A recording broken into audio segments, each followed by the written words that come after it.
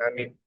Al-Fatihah ila ruhi Syekh Abu Hamid Al-Imam Ghazali radhiyallahu anhu sa'ir sunnah haqqin ulama al-alim wa mujtahidin ila Allah ta'ala yahmina bi himayatihi wa barakatuh. Syaulillahi lahumul Fatihah. A'udzu billahi minasyaitonir rajim. Bismillahirrahmanirrahim. Alhamdulillahi rabbil alamin arrahmanir rahim maliki yaumiddin. Iyyaka na'budu wa iyyaka nasta'in ihdinas siratal mustaqim. Shiratal ladzina an'amta 'alaihim ghairil maghdubi 'alaihim waladdallin amin.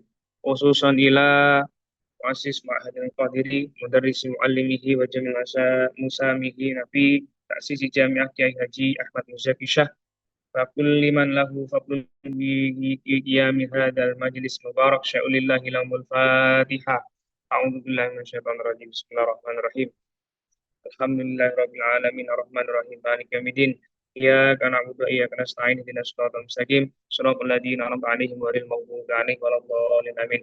Raditu billahi rabba wa bil islami dina wa bi sayyidina Muhammadin nabiyya rasula rabbi zidni ilma warzuqni fahma. Rabbi shrah li sadri wa yassir li amri wahlul 'uqdatam min lisani yafqahu qawli. Allahumma anfa'na bima 'allamtana wa 'allimna bima yanfa'una wa zidna ilman وعملا صالحا واجعله علما نافعا مباركا في هذا الشهر المبارك. الفاتحة.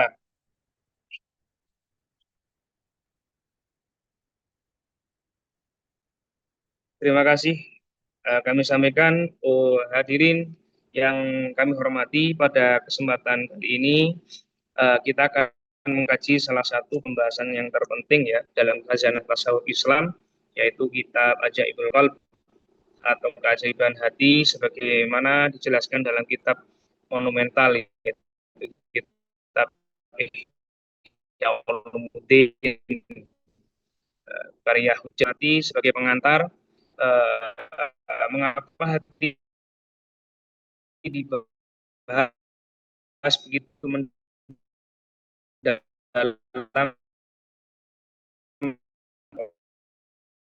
sebagaimana hadis yang disebutkan idza sholahat sholahal jasad kulluhu wa idza fasadat fasadal jasad kulluhu ala wahya qalbu.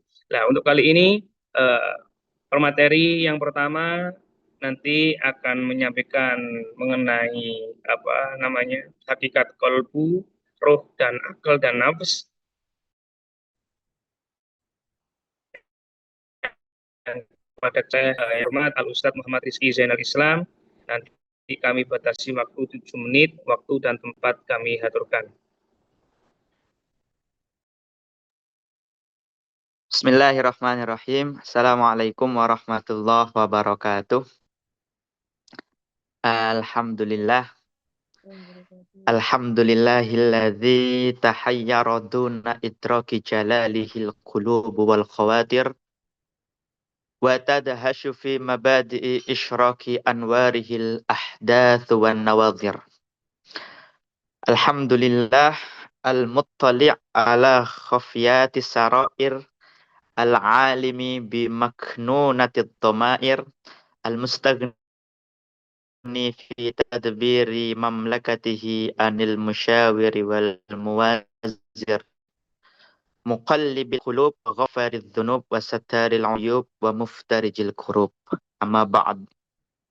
Yang kami hormati kepada narasumber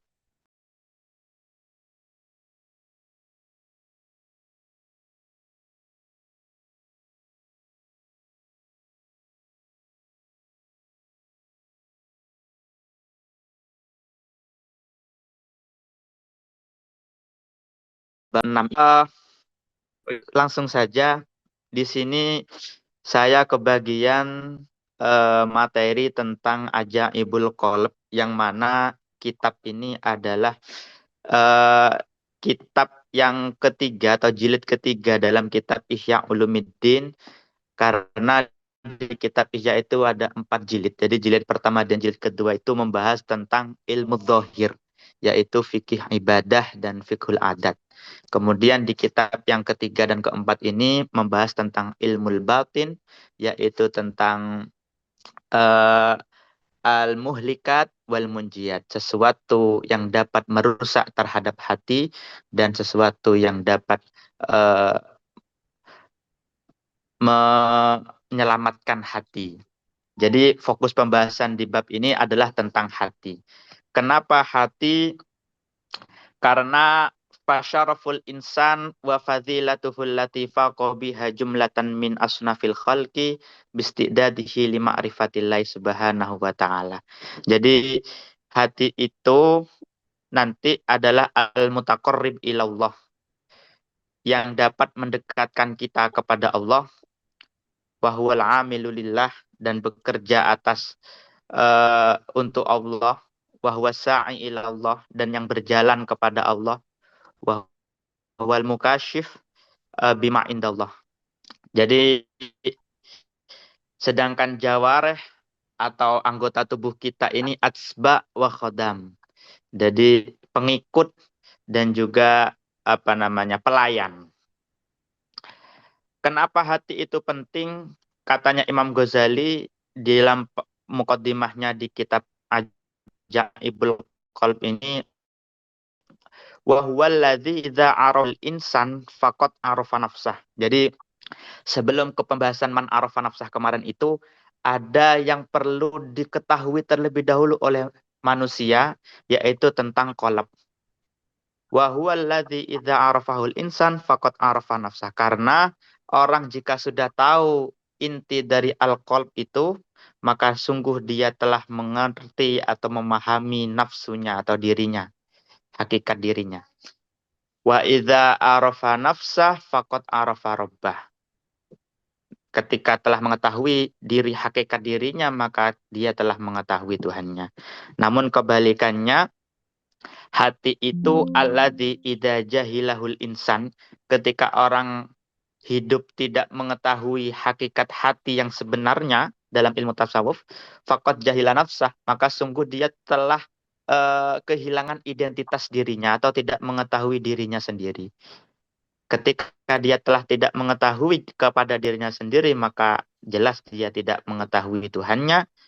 Wa man jahila qalbah, orang yang tidak tahu kepada hati, fahuwa bighairi ajhal, maka jelas dengan ilmu yang selainnya hati, maka dia lebih tidak tahu. Karena kepada dirinya sendiri saja, kepada qalbnya saja, atau kepada rajanya, dirinya itu dia tidak tahu, maka kepada yang lain jelas lebih tidak tahu. Idz aktsarul khalqi jahilun biqulubihim. Karena kebanyakan makhluk itu tidak mengetahui dengan kulub atau dengan qalbnya masing-masing. Padahal qalb itu nanti dibahas di akhir adalah raja. Wa anfusihim, dan dengan diri hakikat dirinya sendiri. Fa innallaha yahulu bainal mar'i wa qalbi. Padahal Allah itu terdapat di antara seorang dengan hatinya. Maka sangat penting untuk mengetahui apa itu qalb. Selanjutnya, di sini ada penjelasan antara makna nafas, ruh, qalb, dan akal. Jadi, kalau secara umum, saya bahas dari qalb dulu. Al-lafdul awal, lafdul qalb. Qalb sendiri itu ada dua pengertian. Secara umum, salah satunya itu lahmus sonubari yusyakli. Jadi, daging yang berbentuk sonubari. Al-muwadda'u fil janibil aisar minas sodri, yang terletak di sebelah kiri dari dada. Wahwalah mun maksus. Jadi ada gumpalan daging yang berbentuk sonubari itu, atau biasa di ilmu kesehatan itu disebut dengan jantung. Nah, itu arti qalb atau hati yang pertama. Walas naqsidil an syarh syakli. Tapi yang dimaksud oleh Imam Ghazali di kitab Ajaibul Qalb ini bukan qalb yang di dalam kesehatan itu, bukan jantung itu. Bukan lahmus sonubari syakl, atau bukan yang berbentuk sonubari itu, bukan. Karena kenapa? Qalb yang di situ itu jangankan di manusia ya, di bahaim atau di hewan saja itu ada. Bahkan saat qalb itu masih ada di mayit itu. Tetapi yang dimaksud di sini adalah wal maknasani huwa latifah rabbaniyah ruhaniyah. Yaitu yang dimaksud dengan qalb adalah latifah, suatu yang halus, rabbaniyah yang berbangsa rabbani, ruhaniyah yang berbangsa ruh. Tapi qalb yang maknasani ini atau ruhaniyah, latifah ruhaniyah ini itu ada kaitannya juga punya alaqah dengan qalb jasmani atau jantung itu tadi yang terletak di sebelah kiri itu. Jadi punya alaqah. Tapi tetap yang hakikatul insan itu yaitu qalb yang sani ini, yang makna sani ini, yaitu mudrik, al-alim, al-arif minal insan. Karena nanti wal mukhatab wal muaqab wal muatab wal mutolab. Dia yang hati yang sesungguhnya itu yang makna kedua itu. Jadi yang dimintai pertanggungjawaban, kemudian dikhitab, disiksa ataupun nanti juga yang dapat mengetahui Allah, yang dapat apa namanya? Mengetahui secara langsung Allah itu adalah kolab yang kedua ini. Sedangkan kolab yang kedua itu dibagi penjelasannya ada dua. Wasyarhu dzalika mimma natawaqahu limaknain. Ahaduhuma annahu muta'alliqun bi ulumil mukasyafah. Jadi ada kolab yang kedua ini dibagi menjadi dua lagi. Ada mukasyafatul qulub, ada muamalatul qulub. Nah,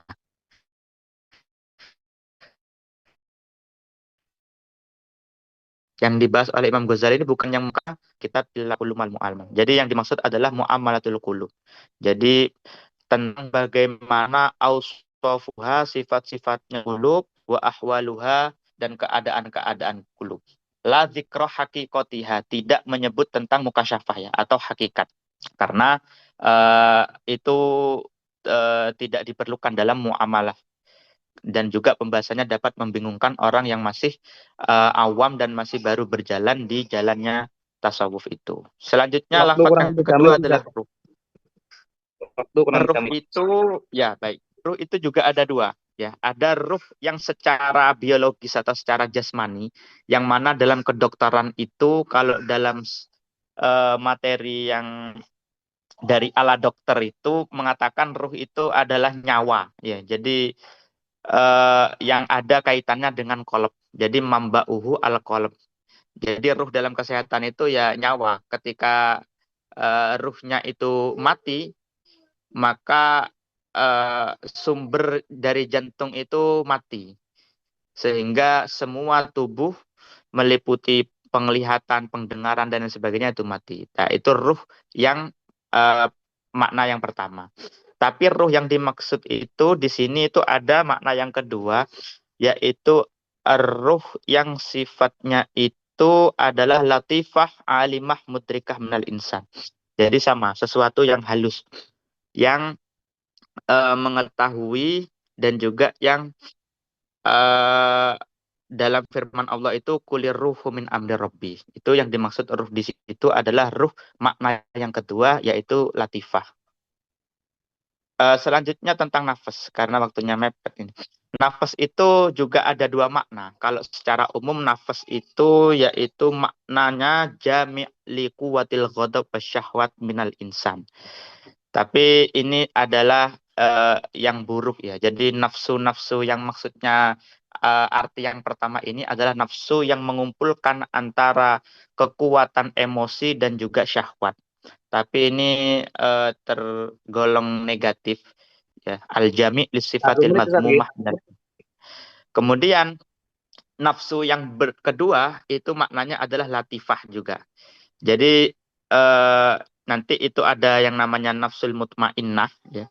Berarti latifah yang tamma apa suku nuha gitu ya. Jadi telah sempurna ketenangannya. Kemudian ada nafsul lawamah atau tengah-tengah, yaitu dia tidak sempurna ketenangannya tapi juga melawan atas syahwat nafsu yang makna pertama tadi, yang hawa nafsu syaitan itu tadi. Kemudian yang terakhir adalah nafsul ammarah, al-ammarah bisu, yang senantiasa memerintahkan kepada kejelekan, yaitu kejelekan yang dimaksud ya nafsu yang pertama tadi, yang hizbus syaitan itu. Yang terakhir adalah akal. Akal juga ada makna dua, yang makna umumnya adalah ulum atau ilmu bihaqiqatil umur. Jadi pengetahuan.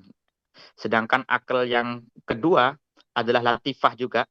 Latifah yang dimaksud dalam sabda Rasul awwaluma khalaqallahu al-aqla.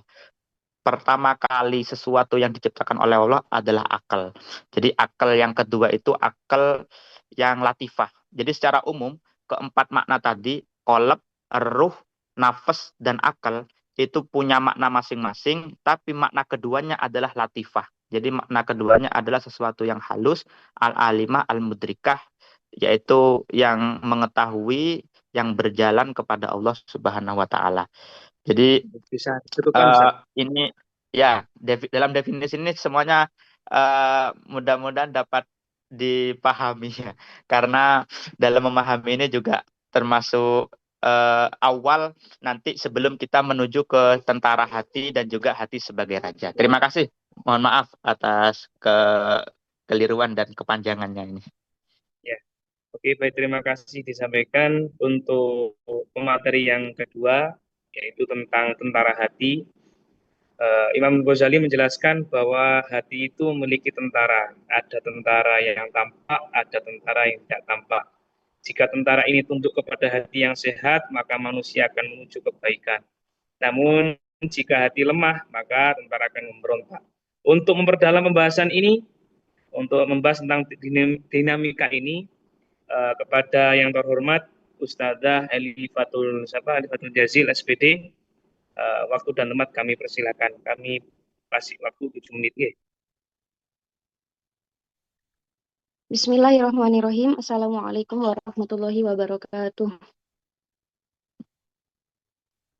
Sebelumnya kepada yang terhormat Bapak Kaprodi, Dr. Muhammad Rusdi, SUD MPDI, dan yang terhormat juga kepada seluruh rekan-rekan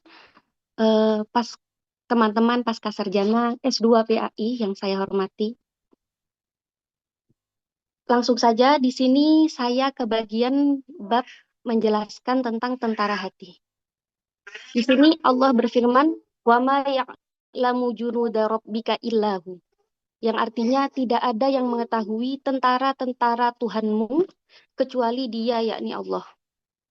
Di dalam hati, ruh, dan di alam lain, Allah ini mempunyai tentara yang selalu siaga dan tidak ada seseorang di keberadaan, jumlahnya, dan rinciannya kecuali Allah.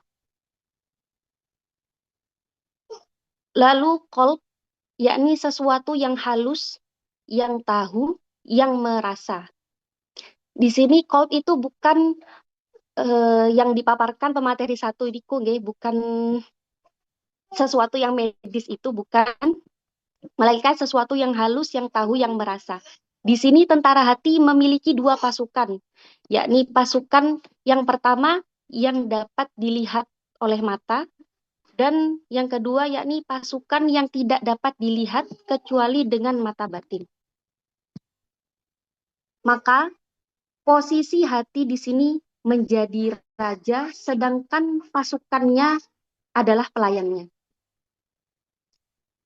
Pasukan tentara hati yang pertama yakni yang dapat dilihat oleh mata, seperti tangan, kaki, mata, telinga, lisan, dan seluruh anggota badan yang tampak dan tidak nampak. Semua itu adalah pelayan hati yang tunduk, yang diciptakan untuk patuh pada hati dan tidak bisa membangkang. Maka jika hati memerintahkan untuk mata membuka, maka mata akan terbuka. Jika hati memerintahkan kaki untuk bergerak, maka kaki akan bergerak. Jika hati memerintahkan lisan untuk berbicara, maka pasti lisan itu akan berbicara. Maka ketundukan seluruh anggota badan kepada hati ini menyerupai ketundukan malaikat kepada Allah. Mereka itu tidak bisa membangkang dan tidak bisa melanggar apa yang telah diperintahkan. Selanjutnya, hati membutuhkan pasukan karena ia butuh kendaraan dan bekal untuk misi perjalanan. Karena perjalanan inilah hati diciptakan, yakni perjalanan menuju Allah dengan melewati berbagai macam rintangan dan cobaan. Allah berfirman, "Wa ma khalaqtul jinna wal insa illa liya'budun." Allah tidak menciptakan jin dan manusia kecuali untuk beribadah kepadaku. Jika kendaraan hati adalah badan, maka bekalnya adalah ilmu. Maka cara memperoleh bekal ini adalah dengan beramal solih. Maka tidak mungkin seorang hamba sampai kepada Allah selama tidak menempati badan dan tidak melewati dunia. Karena menuju tempat yang tinggi harus melewati tempat yang rendah. Maka butuh mencari bekal dari alam dunia, karena dunia adalah ladang akhirat, yakni dengan mengendarai badan. Karena badan adalah kendaraan untuk mencari bekal akhirat, maka kita perlu merawat dan menjaga badan, memelihara badan, dan memberinya makan, juga menghindari dari sesuatu yang membahayakan. Nah, supaya kita bisa memberi makan, maka butuh lagi dua pasukan, yakni pasukan yang pertama syahwat, kemauan, dan pasukan zahir, yakni tangan dan seluruh anggota badan. Maka Waktu diciptakanlah kurang 2 menit, Mbak. sesuai dengan kebutuhan hati dan diciptakan anggota badan sebagai alat syahwat.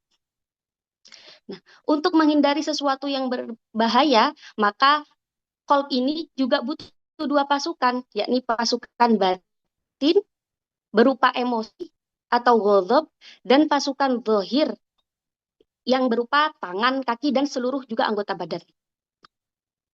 Syahwat untuk makan dan alat syahwat tidak akan berguna jika tidak tahu pada jenis makanannya.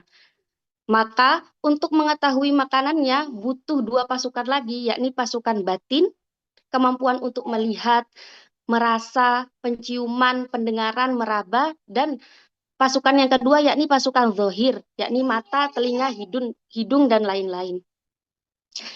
Lalu dari pembagian itu dibagi lagi menjadi 3 golongan. Yakni golongan pertama yakni golongan pendorong untuk mendatangkan manfaat atau untuk menghindari bahaya atau emosi. Golongan ini disebut dengan kehendak atau iradah. Golongan kedua yakni penggerak yang menggerakkan seluruh anggota badan untuk mencapai tujuan. Mereka ini adalah tentara yang tersebar di seluruh anggota badan. Golongan ini disebut kemampuan atau potensi, kudroh. Dan yang ketiga yakni golongan yang mengetahui.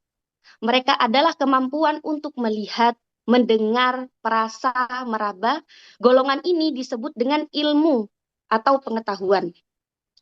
Dan golongan ilmu tadi dibagi lagi menjadi 2, yang menempati di tempat yang terlihat dan menempati di tempat yang tidak terlihat.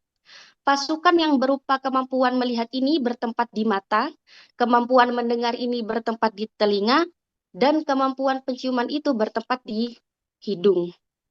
Sedangkan yang menempati di tempat yang tidak terlihat adalah menghayal, berpikir, menghafal, dan mengingat. Maka intinya setiap pasukan batin pasti memiliki pasukan zahir, yakni anggota badan. Maka contohnya seperti kemampuan melihat tadi, pasukan batin memiliki pasukan zahir yakni mata. Maka Bisa dicukupkan yang ya, Mbak. dimaksud masak, Waktunya mepet. oke, Ya, monggo. maka Sedikit, kami sedikit tidak lagi. bermaksud membicarakan pasukan zahir, karena ini adalah alam kasat mata. Yang kami bicarakan adalah pasukan batin yang tidak terlihat. Mungkin sekian dari saya, kurang lebihnya mohon maaf. Wassalamualaikum warahmatullahi wabarakatuh. Waalaikumsalam warahmatullahi wabarakatuh. Terima Waalaikumsalam kasih warahmatullahi wabarakatuh. disampaikan Ustazah Elif. Ya. Untuk selanjutnya, pemateri yang ketiga, yaitu temanya hati adalah raja. Ya. Visi sangar ini. Hati adalah raja. Memang dalam konsep tasawuf itu, Imam Ghazali menggambarkan hati itu adalah raja. Akal adalah penasehat, syahwat dan amarah adalah pasukan, anggota tubuh adalah prajurit. Mungkin begitu mungkin ya. Jika raja bijaksana dan dekat dengan Allah, maka kerajaan akan makmur. Tapi jika raja dikuasai oleh hawa nafsu, maka kerajaan akan hancur. Ya. Jadi untuk kesempatan kali ini, untuk memperdalam lebih, maka perenungan tentang hati sebagai pusat kepemimpinan diri kepada yang terhormat Al-Ustadz Muhammad Ilham Wahyudi SPD, waktu dan tempat kami persilakan. Waktu 7 menit. Baik, terima kasih Ustaz Musyafa'ul Fikri selaku moderator. Bismillahirrahmanirrahim. Assalamualaikum warahmatullahi wabarakatuh. Waalaikumsalam Alhamdulillah. warahmatullahi Salatu wassalamu ala Rasulillah Sayyidina Muhammad ibn Abdullah. La hawla wa la quwata illa billah ma ba'du. Yang saya ta'zimi selaku narasumber utama Ustadz Dr. Muhammad Rusdi. Kemudian yang saya hormati pula pemateri sebelumnya yaitu Ustadz Muhammad Rizki dan juga Ustadzah Elifatul Zazil yang sudah menjelaskan tentang hati.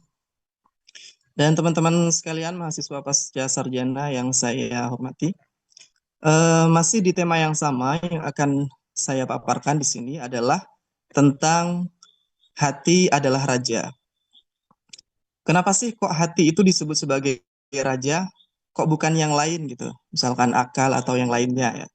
Jadi alasannya adalah karena dalam diri manusia hati adalah pusat kendali. Jadi hati itu yang menentukan arah hidup kita.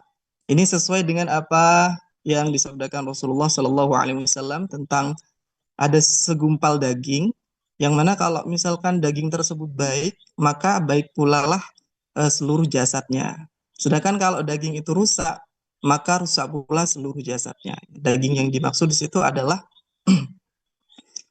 hati tadi. Ya. Teman-teman sekalian yang dirahmati Allah Subhanahu Wa Taala, hati dan hati itu di dalam diri kita ada pasukannya juga ya. Jadi memiliki dua pasukan. Pasukan yang pertama yaitu pasukan yang senantiasa taat kepada hati ya.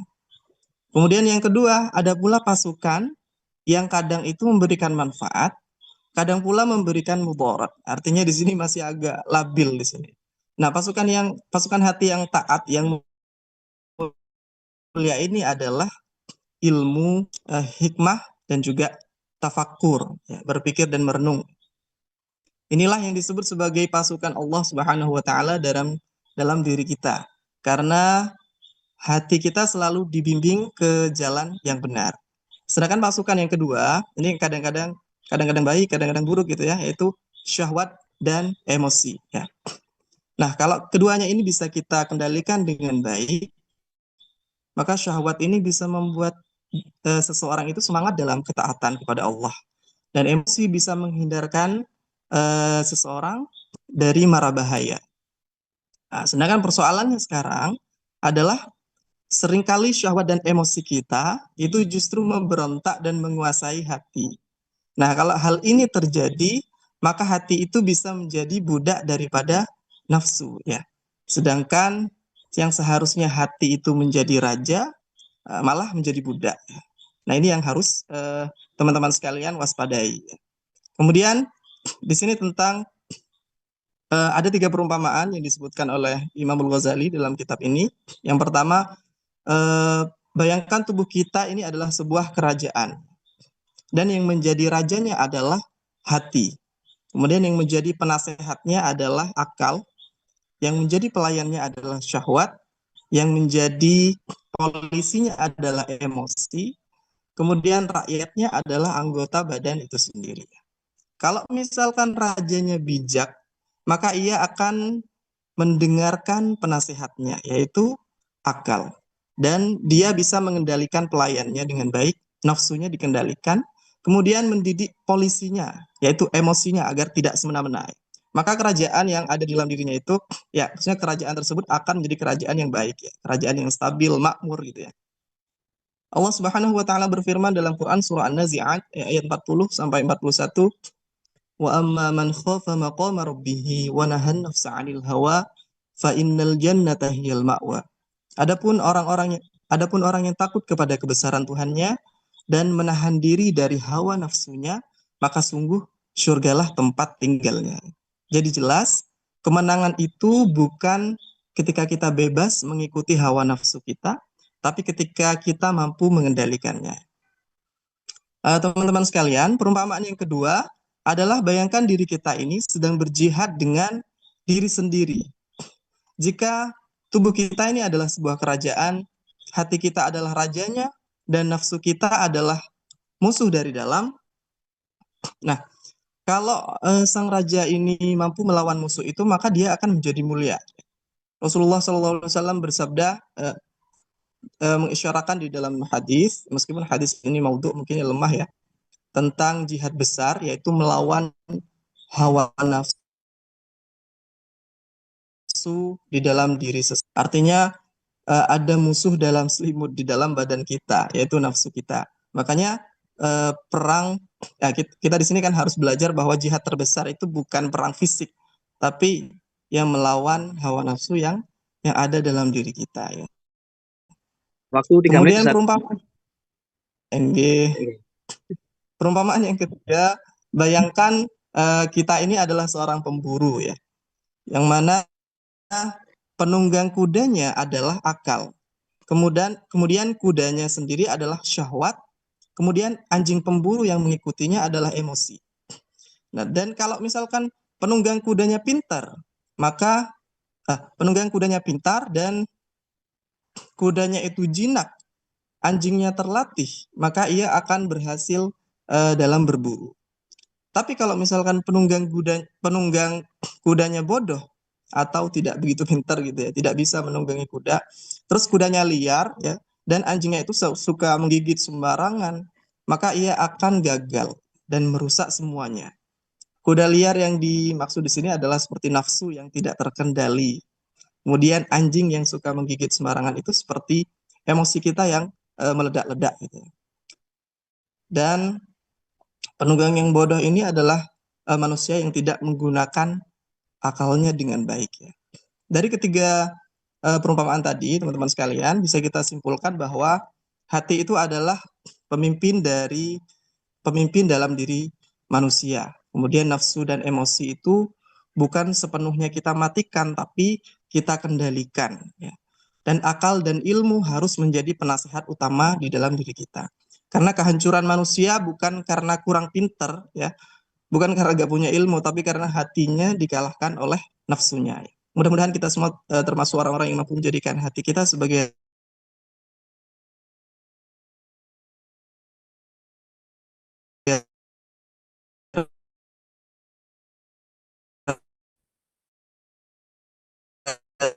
yang adil dalam diri kita. Jadi ada salah satu kesimpulan yang menurut saya bisa disimpulkan dalam salah satu ayat. Allah berfirman, yaumala yang fa'umalun wala bunun illa man atallahu biqalbin salim. Itu tepat dibuat untuk hati itu adalah raja. Karena suatu tidak akan bermanfaat berupa harta ataupun anak keturunan, nasab dan sebagainya, kecuali dia datang kepada Allah dengan hati yang selamat. Baik hadirin para mahasiswa pasca sarjana yang dirahmati oleh Allah, untuk memperdalam pembahasan yang agung ini, yang baik ini, yang luar biasa ini,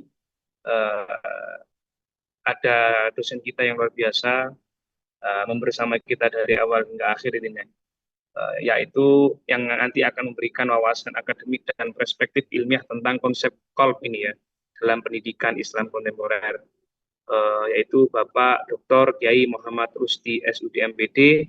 Waktu dan tempat kami haturkan seluas-luasnya. Assalamualaikum warahmatullahi wabarakatuh. Alhamdulillah.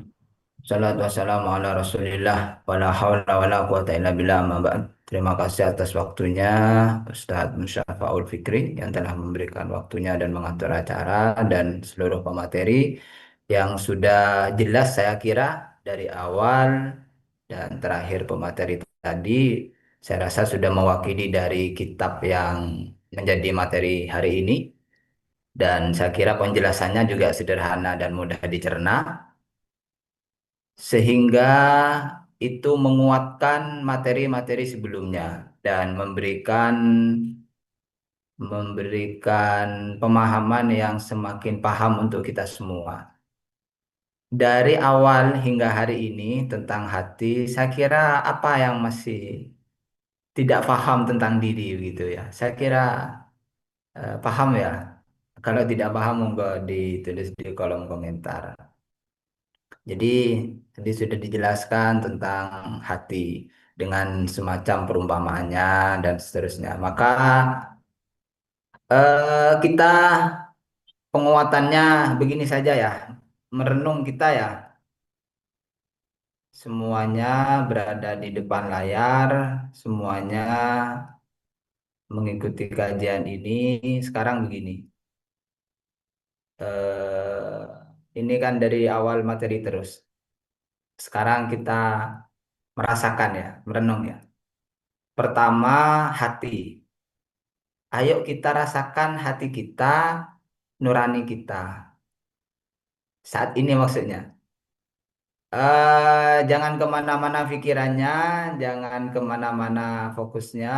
Coba fokuskan kepada hati masing-masing, nurani masing-masing. Bisa kan ya?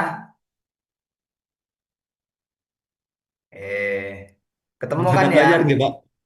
Oke, ketemu kan Oke, ya? Adi. Siap. Oke, sekarang kita praktek ini. Dari kemarin kita ilmu terus, bicara terus. Sekarang kita praktek. Pertama, kita ketahui secara rasa, secara fokus kita, mana hati kita, mana jati diri kita yang sebenarnya. Oleh karena itu, ayo kita fokuskan ke hati kita masing-masing, ke nurani kita masing-masing, ke jati diri kita masing-masing. Rasakan itu. Oke, yang sudah merasakan berarti ketemu, itulah hati kita, itulah jati diri kita yang sesungguhnya. Baik. Setelah itu, ayo kita kembalikan fokus kita kepada, kita beralih fokus kepada tubuh fisik dulu. Coba diraba tangannya ya. Nih tangannya diraba ya. Ayo diraba tangannya, kakinya yang duduk, pahanya. Ayo kita raba. Ini tubuh fisik ya. Ayo kita raba, kita raba. Supaya kita paham ini ya, mana hati, mana fisik begitu. Supaya kita tambah mampu kan ini mana ya, saya yang mana ini begitu ya. Baik. Sudah ya, kita pegang-pegang tubuh kita, ini fisik ya. Fisik ini mati, fisik ini mati, fisik ini mati. Dia rakyat yang taat kepada kita, kepada hati kita. Tubuh fisik ini tidak ada apa-apanya, dia hanya ikut saja apa kemauan hati kita. Jadi dia ikut saja. Maka jangan salahkan tangan yang memukul, jangan salahkan mulut yang berbicara. Anda. Lisan ini tidak salah ini tidak salah. Ini mati, mati. Jadi tidak salah. Yang salah di dalam, yang tadi yang kita rasakan hati itu yang salah itu. Yang tidak beres yang itu. Ya ini beres ini fisik ini beres ini. Ini hanya ikut saja. Paham ya? Baik. Kita sudah dua hal. Pertama tadi hati, yang kedua fisik. Nah, sekarang kita beralih fokus kepada syahwat kita. Bagaimana caranya? Tadi malam sahur apa ini ya? Nasi mungkin ya. Ayo diingat saja, tidak apa-apa. Makan ikan mungkin, minum. Atau nanti akan berbuka apa ini? Apa yang dibayangkan nanti mau berbuka apa begitu ya. Atau ada di sekitar yang ada makanan, minuman. Ini ada air, air. Mau ya? Tidak ada haus. Mau. Kalau Bahaya, mau, Pak. itu syahwat Bahaya, itu. Pak. Kalau mau itu syahwat itu. Enggak, ini praktek ini ilmu ini. Ini bukan untuk membatalkan puasa, ini ilmu ini. Ini air ya. Ada yang haus ya, ada yang pengen ya. Ini air, ini air. Kita lihat ini air. Dan karena tidak minum seharian haus gitu. Pengen ya. Pengen itu adalah syahwat. Yang pengen itu adalah syahwat. Karena ini air. Jadi lihat air kok pengen ya. Karena dari pagi tidak minum gitu. Nah itu syahwat gitu. Itu syahwat. Paham ya? Itu syahwat. Atau sebentar lagi kita melihat apa di luar, pemandangan atau wajah orang atau apa begitu indah. Oh, atau lihat muka-muka di layar ini ya. Oh, kok indah, kok bagus gitu ya. Itu syahwat itu. Itu syahwat. Kemudian fokusnya pada ghadab, dorongan emosional. Kalian semua adalah mahasiswa pasca penerus bangsa, penerus masa depan. Kalian semua adalah pilar kebangkitan Islam. Jadi tergugah ya. Oh, berarti saya itu harus nomor satu. Saya itu harus menjadi pilar perubahan. Saya harus membawa kemajuan dimanapun kita berada. Itu ghadab itu. Jadi kita tergugah, itu ghadab. Demikian sebaliknya, kalian ini orang-orang tidak berguna semua ini, gitu ya. Akhirnya, kok tidak enak ini ya. Kalian orang-orang malas suruh mendekat kepada Allah, tidak mau gitu. Kok ini tidak enak kedengarannya ya. Gitu. Itu ghadab itu. Jadi yang merasa begitu itu ghadab. Paham ya? Kita kembali kepada tentara hati, tentara kita. Imam Al-Ghazali memberikan perumpamaan kepada tentara karena memang ada ayatnya, junudullah itu ya. Wala ya'lamu junuda rabbika illa. Tentara kita ini adalah alat untuk kita pergunakan di dalam kita mengenal Allah. Itu alat ya. Alat tadi sudah dijelaskan. Ya, termasuk syahwat ghadab, kemudian tubuh fisik kita, termasuk panca indera kita. Jadi dari mana awal interaksi semua ini? Dari panca indera kita ini ya. Jadi panca indera kita itu akan syahwat dan ghadab kita itu terpengaruh oleh karena kita juga memiliki panca indera. Seperti tadi dijelaskan ketika melihat air yang melihatkan mata kita. Jadi kita berbicara syahwat misalkan, ini air. Syahwat kita muncul itu karena panca indera kita melihat. Maka masuklah ke syahwat kemudian ingin. Gitu ya. Ketika kita dipuji lewat telinga, kita dengar. Maka ada perubahan di dalam diri. Ghadab kita bergerak begitu ya. Jadi di forum ini dari awal kita masuk, di dalam ini sudah berproses hati kita. Dengan lisan, pendengaran yang kita mendengar apa, memujikah, mencelakah atau apa. Jadi hati ini sudah. Nah, dan duduk di depan layar mengikuti kajian ilmu yang luar biasa ini, apa niatnya? Jadi itu sudah bergejolak juga. Apakah ini lillahi ta'ala atau sekedar kewajiban sebagai mahasiswa? Kalau tidak diwajibkan ya tidak mungkin ikut gitu. Atau memang saya pengen ini ilmu untuk Allah ini, saya untuk memperbaiki diri menuju Allah. Apakah begitu hati kita? Itu proses dalam diri kita. Jadi setiap langkah itu hati kita ini bergerak terus. Ini lillahi ta'ala apa enggak ya? Ini syahwat apa ghadab ya? Gitu. Maka kalau bukan karena lillahi ta'ala pasti karena syahwat ghadab tadi. Apa kata ghadab? Kalau saya ada ikut kajian ini, bahaya nanti dalam prosesi perkuliahan saya begitu kan ya. Tetapi ketika itu digeser menjadi lillahi ta'ala, enggak kok. Saya ini lebih besar hati saya ini pengen tahu kajian ini ilmu ini. Saya lebih besar itu. Itu berarti hati sudah yang dipandu oleh ilmu. Jadi setiap hari itu akan berproses terus. Karena ini diri kita ya. Kita tadi sudah. Lah, maka karena kita mengkaji ini, koreksi terus, muhasabah terus, evaluasi terus, awasi terus ini. Syahwat kita terus awasi, ghadab kita, dorongan emosionalnya diawasi, dirasakan. Fisik ini juga, hati juga yang merupakan jati diri kita. Itu lihat terus itu, begitu ya. Akhirnya kita paham. Orang yang tidak paham hatinya, sehingga dia tidak paham dirinya, karena tidak pernah dikoreksi, tidak pernah dilihat. Yang ada hanya orang saja dilihat. Sehingga orang yang disalahkan terus, dirinya benar terus begitu. Tidak pernah dia melihat kenapa saya bertingkah begini. Oh ini karena syahwat menguasai saya. Kenapa saya tidak terima bertingkah begini. Oh ini karena ghadab menguasai saya. Tidak pernah begitu. Akhirnya dia tidak kenal dirinya. Dia tidak kenal hatinya. Dia tidak merasa bahwa hari ini hatinya dikuasai syahwat dan ghadab itu. Begitu ya. Nah, kalau senantiasa dikoreksi dalam setiap tindakan kita, kita duduk di sini, kita berbicara, ini karena Allah apa enggak, maka itu akan membuat kita semakin kenal. Oh, enggak dong, ini sesuai ilmu. Oh, enggak, ini syahwat saya. Oh, enggak, ini ghadab saya. Ini langkah yang harus kita lakukan adalah mempraktekkan. Jadi dari awal kita sudah paham ya. Kata kuncinya dari ma'rifatun nafas ini itu ya. Satu, hati kita.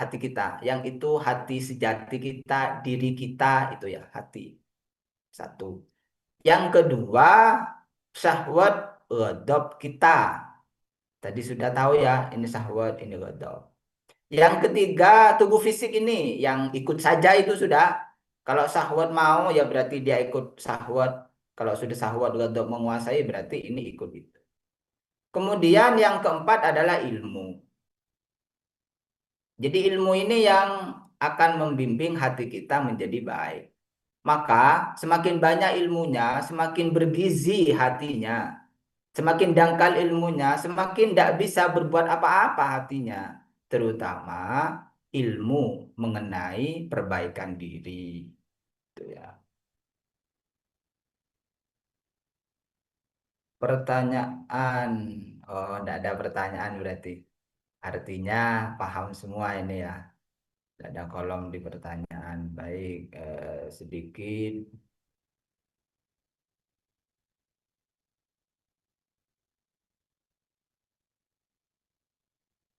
Terlihat ya di layar ya. Iya Pak, terlihat. Kitab Ajaibul Qalb tadi yang sudah dibahas. Jadi ini hanya penguatan saja. Qalb itu halus dari alam amr yang kemarin ala lahul khalqu wal amr itu ya. Jadi jati diri kita yang sebenarnya ini, kita yang hakikat ini dari alam yang luar biasa, dari alam yang khusus min alamil amr. Itu tidak bisa dipakai alat sensor, pakai alat apa inframerah, tidak bisa ya. Jadi itu dari alam amr. Maka itu kolab itu yang dari alam amr itu yang akan berjalan terus. Setelah dari alam ini dia akan pindah ke alam barzah. Kata kuncinya kita ayolah terus merenung, terus merenung, terus merenung setiap hari, setiap detik. Kita ini mau kemana? Perjalanan kita panjang. Perjalanan kita panjang. Perjalanan kita panjang. Saya tidak bicara kita jasmani. Saya tidak bicara kita yang syahwat wadok. Saya bicara kita yang kolab ini. Ini panjang perjalanannya. Panjang. Diingat ya, panjang. Kalau hanya fisik saja dan persiapan fisik yang disiapkan, nanti mau kemana ini? Hati kita ini mau kemana? Fisik ini mati. Nanti setelah masa aktifnya habis, sudah ditinggal fisik ini. Fisik ini ditinggal. Kita tinggal berapa tahun? Wallahu a'lam. Tapi apakah ada yang masih tersisa 50 tahun? Wallahu a'lam. 70 tahun? Mungkin tidak ya. 70 tahun perjalanan fisik habis. Lalu kenapa fisik ini yang banyak disiapkan oleh kita? Kenapa persiapan fisik yang menjadi orientasi masa depan terlalu pendek ketika masa depan hanya dimaknai sebagai masa depan ketika tua, berkeluarga, beranak, bercucu. Terlalu pendek. Masa depan yang sebenarnya perjalanan hati. Perjalanan kita yang sebenarnya yang akan melalui alam barzah, alam akhirat. Ayo sadari ini ya, sadari ini. Kita menyadari bersama-sama. Wahai hati-hati, wahai hati semuanya, ayo kita rasakan. Wahai hati semuanya, ayo kita bangkitkan hati kita masing-masing. Ayo kita rasakan hati kita ini ya. Kita introspeksi hari ini. Hati kita itu diri kita yang sebenarnya. Perjalanannya panjang. Dia akan pindah ke alam barzah sebagai alam berikutnya. Nah, apa yang mau disiapkan? Apa yang mau disiapkan? Apakah hanya yang jasmani saja ini yang mau disiapkan? Keuangan, kebutuhan, makanan, minuman, tempat tinggal, kendaraan, fisik ini saja yang mau dipenuhi. Mau kemana? Mau kemana? Ditinggal tubuh fisik ini. Allah.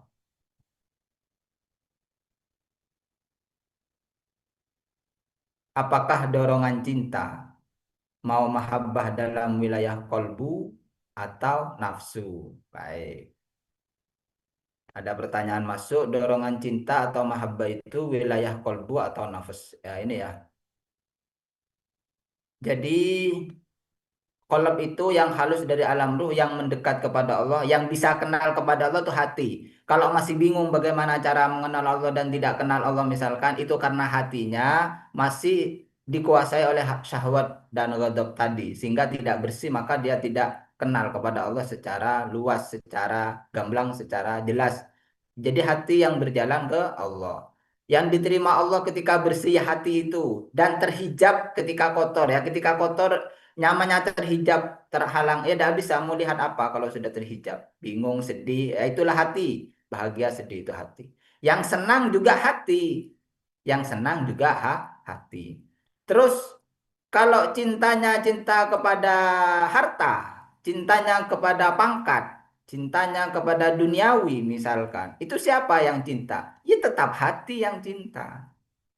Benarkah? Tidak benar. Kenapa? Karena hati mengikuti syahwat tadi. Syahwat kan maunya harta, ghadab kan maunya pangkat gitu. Jadi syahwat ghadab duniawi yang diinginkan. Kemudian hati mengikuti syahwat ghadab, tidak mengikuti ilmu. Maka kenapa? Bagaimana? Dia cinta kepada harta, pangkat, kepada duniawi. Akhirnya yang cinta siapa? Yang kolab tadi. Terus atas pengaruh apa? Syahwat ghadab itu, begitu ya. Nah, jadi yang mengerti, yang paham, yang tahu itu hati, bukan telinga, bukan mata, bukan, tapi hati kita. Hati adalah raja, tentaranya ilmu, syahwat, ghadab, panca indera, tubuh jasmani dan seterusnya. Nah, ilmu ini yang sangat penting karena dia yang harus menerangi jalannya hati kita. Ilmu tentang apa? Ilmu tentang akhirat, ilmu tentang jati diri, ilmu tentang mengenal Allah, ilmu tentang perbaikan diri. Ini yang sangat diperlukan ilmu ini sehingga hati ini tidak tersesat. Jalannya terang, jelas, siratal mustaqim dengan ilmu. Syahwat ghadab ini yang kemudian harus dikelola. Kalau dia mau makan, ikuti, turuti sesuai kebutuhan. Bagus itu. Ketika melampaui itu yang tidak baik. Maka kita beribadah kepada Allah bagus, tapi ketika melampaui tidak boleh begitu. Nah, ini saya kira yang bisa disampaikan. Jadi sekali lagi, ayo semuanya kita bersama. Rasa was-was ketika sakit meskipun sebenarnya sudah berserah diri kepada Allah. Gimana nggih? Bisa tetap tidak ada was-was terus gitu. Banyak berzikir dulu ya. Banyak berzikir supaya was-wasnya hilang. Kemudian banyak merenung seperti tadi ya. Saya ini siapa? Saya akan kembali kepada Allah. Perjalanan masih panjang. Senantiasa berbuat baik ya begitu. Nanti secara spesifik dibahas di tema keberapa nanti tentang zikir dan was-was ini spesifik dibahas. Baik, terima kasih. Semoga kita mendapatkan pertolongan Allah dalam mengelola hati kita supaya mampu menjinakkan syahwat dan ghadab diterangi oleh cahaya ilmu. Amin. Allahumma amin. Saya kembalikan kepada moderator Ustadz Musyafa'ul Fikri. Baik, terima kasih kepada Bapak Dr. Muhammad Rusdi. Wah, sangat luar biasa tadi penyampaiannya. Intinya satu, hati itu harus hati-hati, gitu ya. Mungkin cukup itu ya yang bisa kami sampaikan karena waktu pun juga sudah mulai habis ya. Untuk pertanyaan-pertanyaan yang akan ada nanti bisa dilanjutkan besok bisa. Mungkin cukup itu yang bisa saya sampaikan. Kurang lebihnya mohon maaf. Sambil lalu nanti ditutup dengan doa. Dan harapan semoga apa yang kita kaji, apa yang kita pelajari, apa yang kita sudah dengarkan bersama dari narasumber dan juga pemateri, semoga mendapat berkah seiring ridha Allah Subhanahu wa taala. Habis ini kita jangan lupa jangan tutup dulu, jangan meninggalkan Zoom dulu. Kita open kamera, kita foto bersama untuk sebagai dokumentasi. Bismillahirrahmanirrahim. Subhanakallahumma wa bihamdika asyhadu an la ilaha illa anta astaghfiruka wa atubu ilaik. Wassallallahu ala sayyidina Muhammadin wa ala alihi wasallam. Astaghfiruka wa atubu ilaik. Allahumma arinal haqqa haqqan warzuqna ittiba'ah wa arinal batila batilan warzuqna ijtinabah. Rabbana atina fid dunya hasanah wa fil akhirati hasanah wa qina adzabannar. Allahumma taqabbal minna siyamana wa qiyamana wa du'a'ana wa ja'al hadzal majlisan marhuman wa tafarruqana min ba'dihi tafarruqan ma'suman wa la taj'al fina wa la minna syaqiyan wa la mahruman walhamdulillahi rabbil alamin. Al-Fatihah.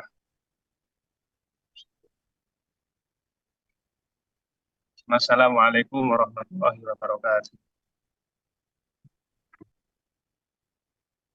Open kamera dulu nih. Open kamera.